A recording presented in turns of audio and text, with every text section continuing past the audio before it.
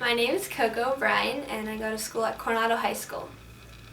When I first thought about the $100 project, when I heard that I could get $100, I was thinking, okay, this is going to be awesome. This is going to be just like the story in the Bible in Matthew 25, and we're going to raise a ton of money with this, and like the whole school is going to get involved. But God had a different plan, but that's what was my first thought. I told the FCA group about the $100 that we received, and I tried to get people to get ideas, what they wanted to do, but I have a really quiet group, so I didn't really get much help with the ideas.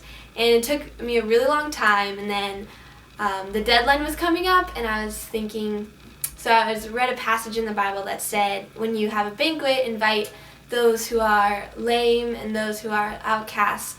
And I was thinking, okay, well, I want to do that. And my mom was like, well, instead of those people we don't know how to get a hold of, why don't you invite elderly people?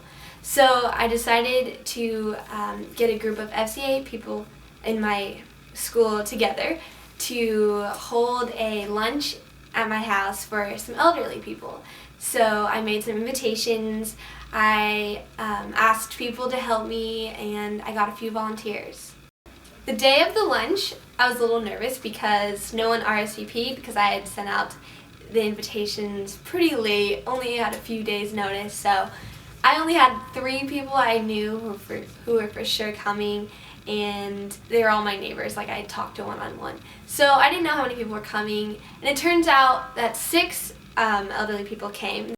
In the morning, I started baking a frittata, and I had some help from my FCA members, and we made fruit salad, we made salads, and we served all of that with bread, and some other members helped set up and serve the food to the people, and the elderly people started arriving, and we had a nice tablecloth with roses and all set up.